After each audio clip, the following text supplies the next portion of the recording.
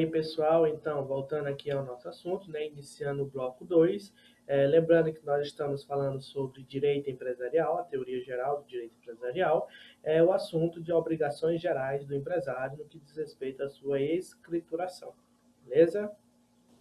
Quais são, então, as espécies existentes de livro? Nós temos o seguinte, livros obrigatórios, que eu já falei para vocês, e livros facultativos. Claro, se tem os obrigatórios, vai ter os facultativos. Obrigatórios, gente, aqueles impostos por lei. E se faltar esse livro, sanções. Beleza? O livro comum é o diário. Beleza? É o diário. O artigo 1180 e 1185 do Código Civil, vamos abrir ele aqui, ele nos dá algumas dicas sobre isso.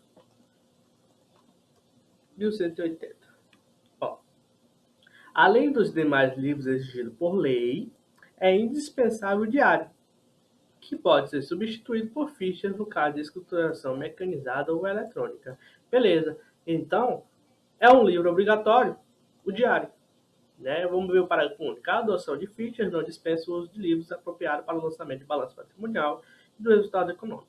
Conjugado, cumulando com esse artigo 1180, vamos ver aqui o artigo 1185.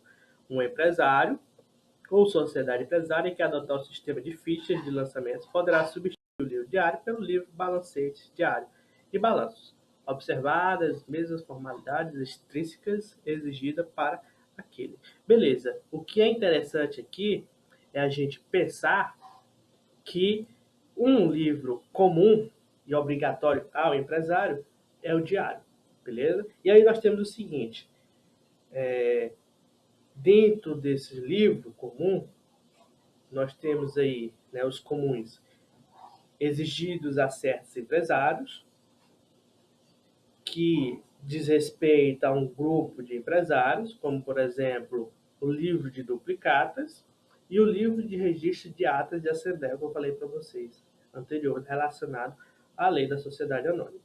Lá na lei da duplicata, né, lei 5.474, vamos abrir ela aqui. Deixa eu abrir ela aqui, mostrar para vocês.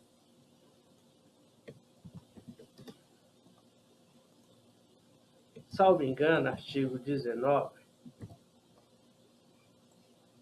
Aqui, a lei das duplicatas, tá vendo? Artigo 19. Da escrita especial. A adoção do regime de venda, de que trata o artigo 2º desta lei, obriga o vendedor a ter e a escriturar o livro de registro de duplicatas. Beleza? Então, o comerciante que mexe com duplicatas, né, de acordo com o artigo 2º, no ato de emissão da fatura, dela poderá ser extraída uma duplicata para circulação com efeito comercial, não sendo admitida qualquer outra espécie de título de crédito para documentar o saque do vendedor pela importância faturada ao comprador. Beleza. Então, toda pessoa que mexe com isso aqui, com duplicata, todo empresário que mexe com duplicata, ele tem por obrigação, então, manter o livro de duplicatas. Beleza? É uma obrigação imposta pela lei das duplicatas. Além disso, tem o livro de registro de atas de assembleia. Vamos trabalhar aqui a lei da SA, vamos procurar ela também, vou mostrar aqui para vocês. Ó, o bom de ser ter online, videoaula, é isso, né? Lei da Sociedade Anônima. Vamos colocar aqui, lembrando que é sempre interessante abrir o site do Planalto, a lei da SA. Vamos ver aqui, artigo 100. Que livros sociais, ó.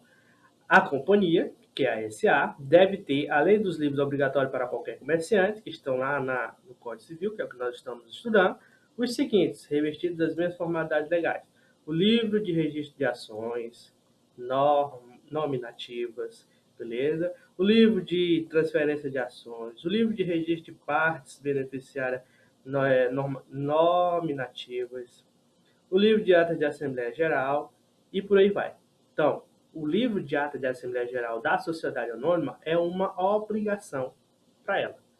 Já para o empresário limitada, né, e uma sociedade limitada, não tem essa obrigação, beleza? Então, nós temos essa ideia. Primeiro, livros são escriturações, trabalhando essas escriturações, beleza? E nós temos essas espécies de livros obrigatórios, que são impostos pela lei, e dentro desses obrigatórios nós temos os livros comuns, a exemplo, o diário, beleza?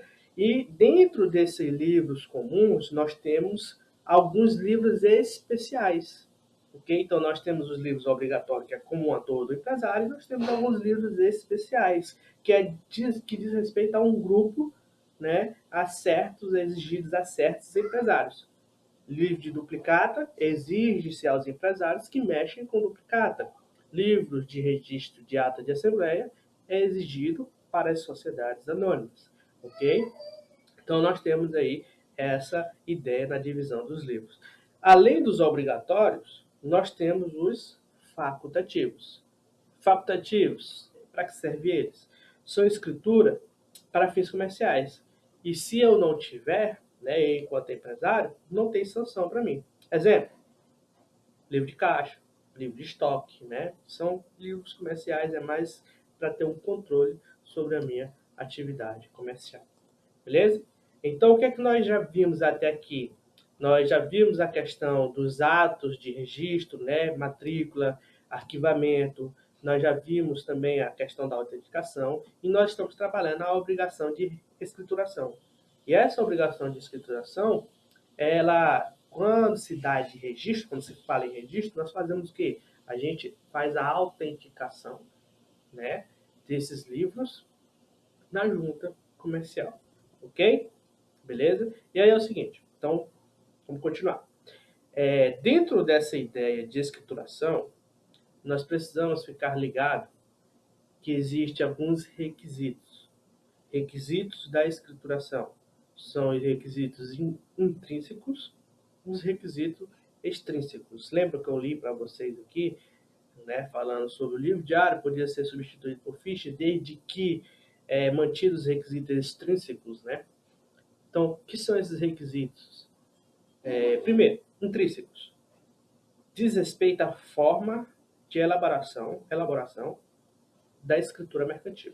Beleza? O artigo lá do Código Civil, vamos ler ele, artigo 1183, bora mudar aqui, ele nos remete para isso. Artigo 1183. Aqui.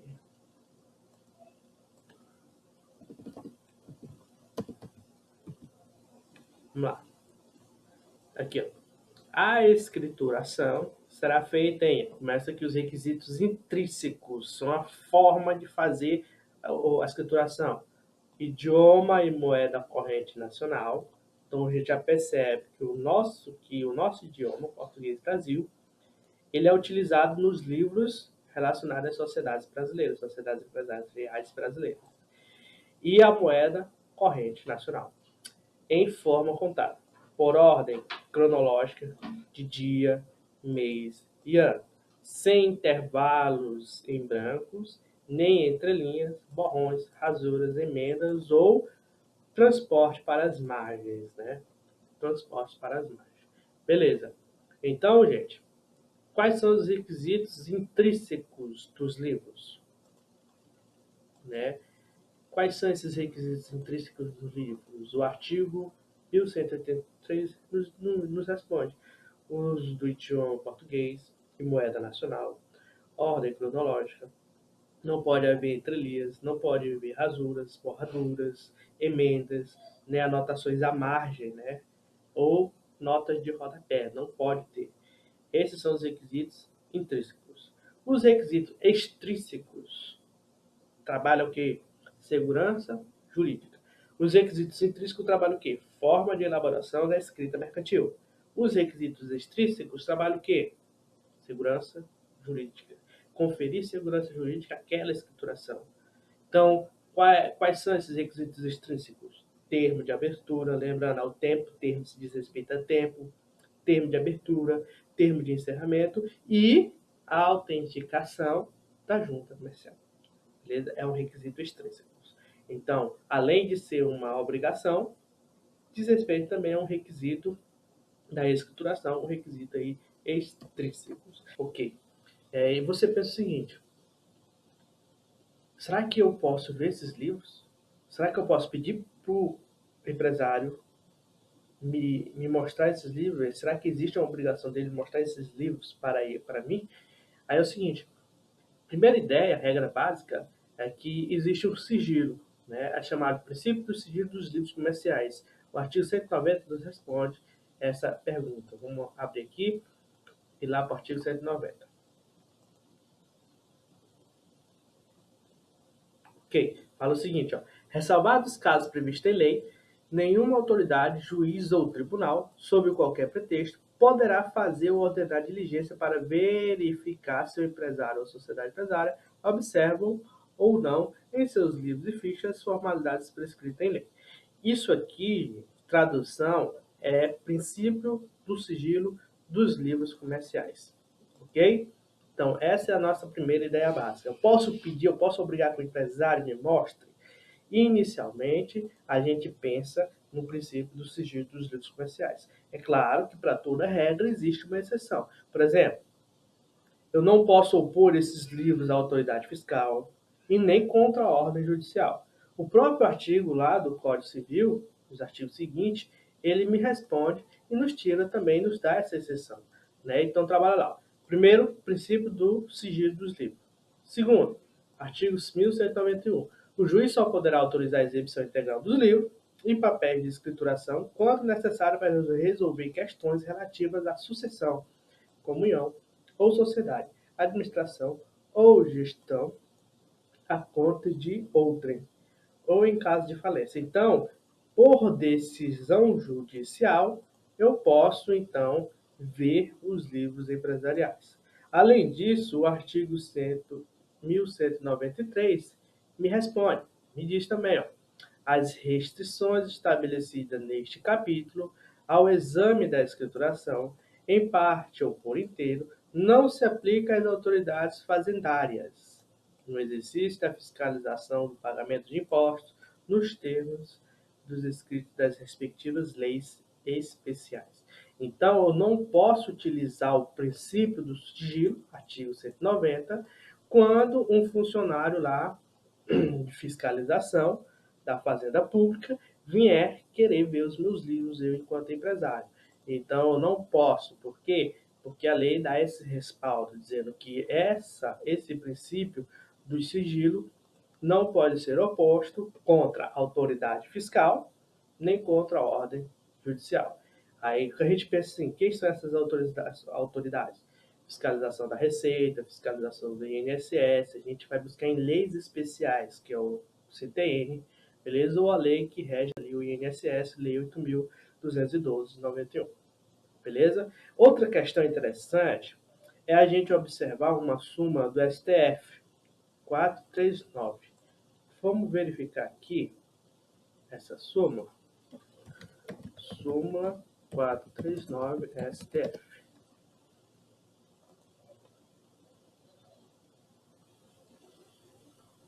Ok, tá abrindo aqui, ó. Que estão sujeitas à fiscalização tributária ou previdenciária quaisquer livros comerciais, limitado o exame aos pontos objetivos da investigação. Beleza? Então, essa súmula também nos diz que os empresários devem deixar a fiscalização ocorrer, né? Fiscalização tributária ou previdenciária, quando diz respeito a os livros, ok? Então, qual é a regra geral? Qual é a regra geral da escrituração? É que os livros, eles são sigilosos.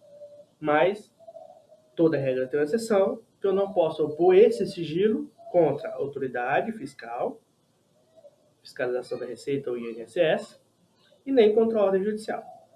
Beleza? Certinho? Aí é o seguinte, ordem judicial. Ordem judicial, eu vivo falando, gente, se é certo ou errado, ela deve ser cumprida. Né? Só que a gente precisa pensar no seguinte, ó. A exibição dos livros empresariais, quando ordenada pelo juiz, ela só deve ser parcial ou total. Beleza? Poderá ser parcial ou total. E aí é o seguinte, parcial. O que se entende por parcial? Quando eu preciso ver um pedaço do livro, quando eu preciso ver somente um tópico daquele livro, né, ela vai ser dada de forma parcial. Quem faz esse pedido? Ela pode ser ordenada ex ofício, o próprio juiz de ofício, né, pode ordenar a exibição parcial dos livros ou a requerimento da parte. Beleza? O novo Código de Processo Civil, junto com o parágrafo 1º do artigo 1191, ele nos diz essa questão, beleza? Fala o seguinte, olha, mesmo quando houver a ordem judicial, se ela for parcial, os livros devem permanecer em posse do empresário. Vamos confirmar isso aqui? Abre aqui. O primeiro, vamos abrir o artigo do Código Civil. Ok.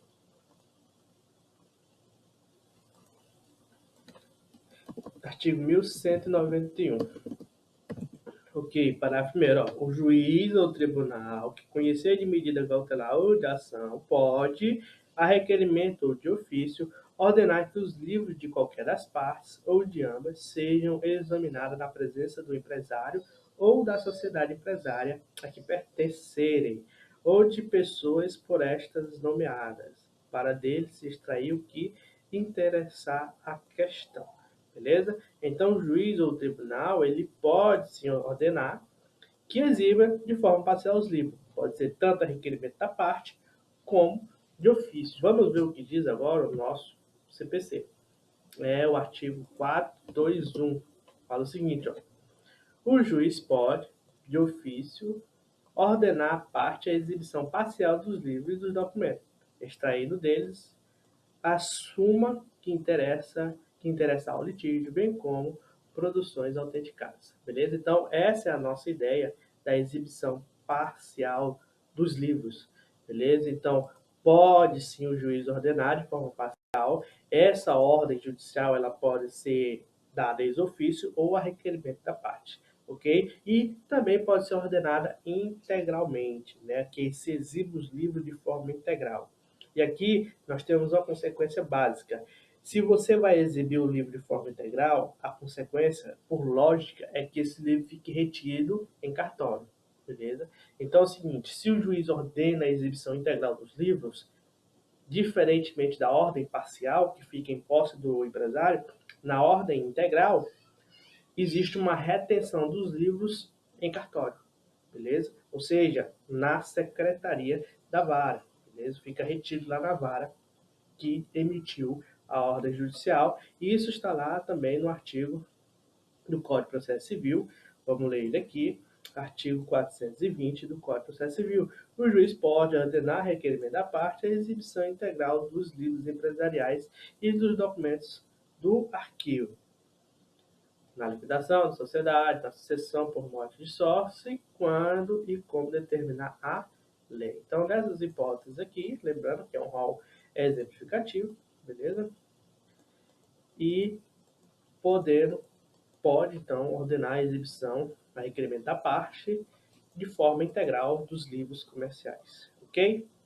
Beleza? Entendemos isso aí? Muito bem. Então, continuando. Esses livros, gente, eles, de modo geral, uma obrigação do empresário, deve manter a autenticação desses livros, o registro dele feito na junta comercial se dá de forma de autenticação, e ele existe uma eficácia probatória para esses livros, beleza? Porque se você tem esses livros, você pode utilizar ele para provar que você está desenvolvendo de forma regular a sua atividade empresarial, beleza? Então nós temos essa seguinte ideia, os livros apresentam uma eficácia probatória. Quem nos diz isso? O nosso Código Civil, no artigo 226. 226 do Código Civil, ele fala lá para nós, ó. 222, 23, 226. Ó, os livros e fichas dos empresários e sociedade provam contra as pessoas a que pertencem. E, em seu favor, quando escriturados em vícios extrínsecos ou intrínsecos forem confirmados por outros subsídios, beleza? Então, a ideia básica desses livros é que ele prova contra o empresário, beleza? Ele prova contra o empresário. Mas ele pode ser utilizado como prova a favor do empresário. Só que aí tem um regulamento básico. Para o empresário utilizar ele como prova, para que o empresário utilize esses livros como prova, o nosso código é bem claro. Você precisa ter cumprido os requisitos extrínsecos e intrínsecos, beleza? E além disso, você ter outros meios que utilizado como prova, beleza? Que dê subsídio a isso, certo? Então, quais são os vícios? Para que servem os requisitos extrínsecos e intrínsecos? Os intrínsecos trabalham na questão da forma de escriturar, e os extrínsecos trabalham na questão da segurança jurídica. Lembra que eu falei isso? Mas um pouquinho, se você esqueceu, bom, põe isso, dá um pause, volta à aula e depois volta aqui nesse mesmo ponto. E aí é o seguinte, essa ideia dos livros terem cumprido os requisitos extrínsecos e intrínsecos é justamente para fazer prova a favor do empresário, beleza? Então, a gente fica nessa questão. Só que a gente deve lembrar, eu falei para vocês, escrituração é uma obrigação do empresário feita de forma unilateral, beleza? Então, são documentos unilaterais e por conta dessa característica da unilateralidade, eles não têm prova plena. Então, é que no finalzinho, vou botar aqui de novo para vocês, no finalzinho, o Código Civil fala lá, ó, prova em seu favor, favor do empresário, quando escriturados sem vícios extrínsecos ou intrínsecos, forem confirmados por outros subsídios, beleza? E então, gente, a gente pensa o seguinte, olha, se são documentos unilaterais feitos pelo próprio empresário, a prova não é plena, beleza? A prova não pode ser plena, ok? Então o empresário precisa ter outros meios de prova para que, utilizando os livros, ele possa chegar ao objetivo que ele quer, beleza? Então a gente pensa o seguinte, para fazer prova a favor do seu titular, existem duas condições, beleza? Prova a favor do empresário, duas condições. Regularidade na escrituração, beleza? Que é essa questão de vícios, questão de ter cumprido os requisitos extrínsecos e intrínsecos. E, além disso, uma coisa que é interessante trazida pelo novo Código de Processo Civil é que nós precisamos estar numa relação isonômica, uma relação de isonomia entre as partes litigantes, beleza? O artigo 418 do nosso Código de Processo Civil, ele coloca essa questão. Vamos botar ele aqui.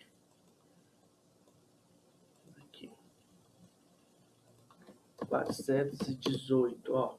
Os livros empresariais que preenchem os requisitos exigidos por lei. Quais são os requisitos, gente? Mais uma vez, se você esqueceu, dá uma pausa aqui, volta o vídeo, veja os requisitos e volte para cá. Então, tá aqui. Os livros empresariais que preenchem os requisitos exigidos por lei provam a favor de seu autor no litígio entre empresários. Então, se nós estamos litigando entre empresários, uma relação de isonomia, aí sim. Okay? Então, quais são as condições para que os livros possam ser utilizados como prova a favor do titular? Cumprir as regularidades da escrituração, requisitos intrínsecos e extrínsecos, e que no litígio seja um litígio entre partes iguais, ou seja, entre dois empresários, ok? Diferentemente, para fazer prova contra o empresário, né, não se exige condições. Né? É só ler de novo, novamente, o artigo 226 e também o NCPC, o Código de Processo Civil. Né? Vamos botar ele aqui, vamos ler aqui mais uma vez. 226 do Código Civil diz aqui para nós, ó, os livros e fichas dos empresários e sociedade provam contra as pessoas que pertencem, ou seja, não tem condição, não existe uma condição. E o artigo 417 do Código de Processo Civil, os livros empresariais provam contra o seu autor, sendo lícito ao empresário, todavia, demonstrar por todos os meios permitidos em direito que os lançamentos não correspondem à verdade dos fatos, é aquela questão do contraditório e ampla defesa, beleza?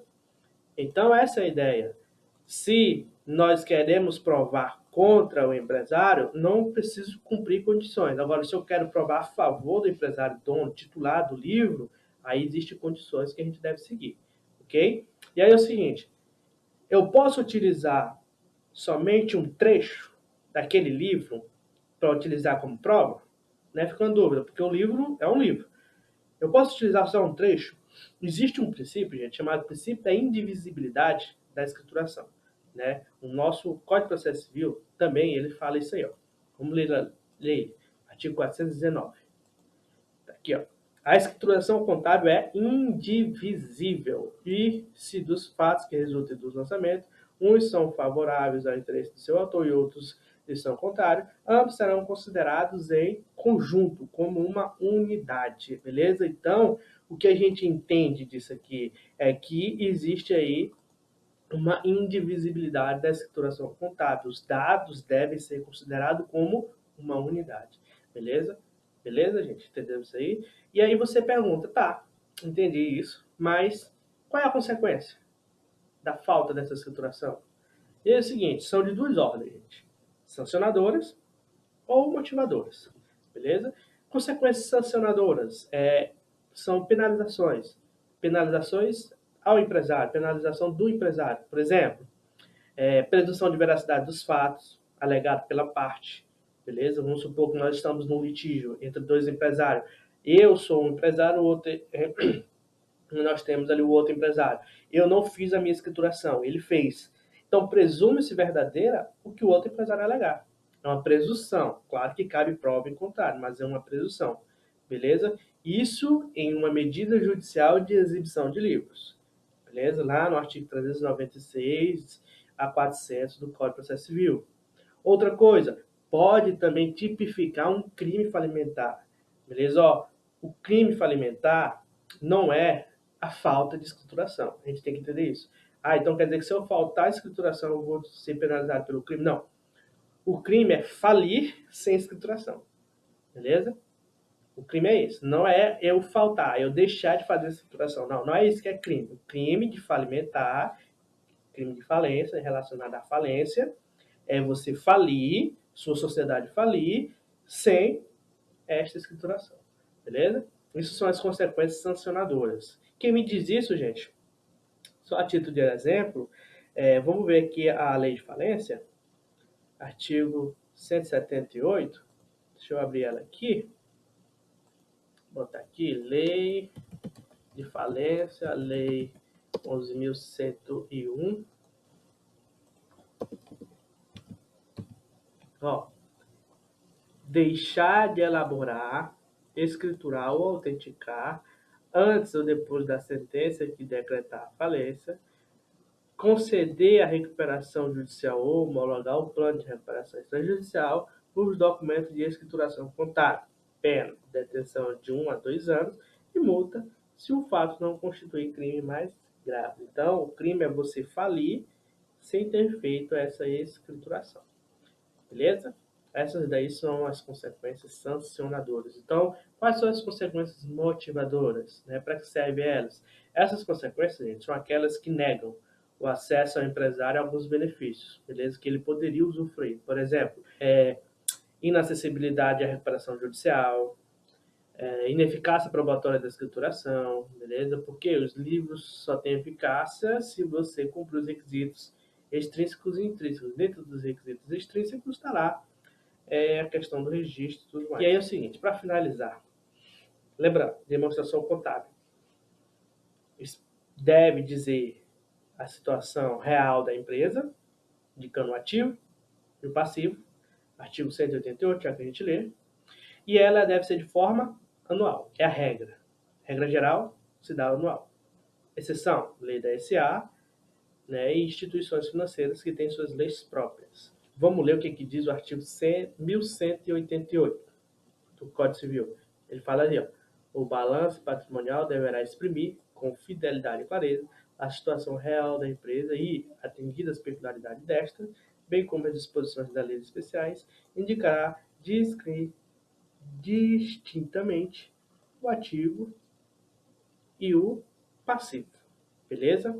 Então, gente, nós temos essas ideias aí relacionadas às obrigações do empresário relacionada a essa escrituração. De onde é que vem essa exigência e guarda da escrituração? Código Civil, artigo 1194, e as demonstrações contábeis, periodicidade anual. Essa demonstração contábil deve trabalhar o balanço patrimonial, dizendo com clareza a situação real da empresa, trabalhando distintamente o ativo e o passivo, beleza? Regra geral é anual, exceções, lei da SA e as instituições financeiras. E a gente encerra por aqui. Valeu, gente. Obrigado por acompanhar comigo e abraço e até mais aí para vocês.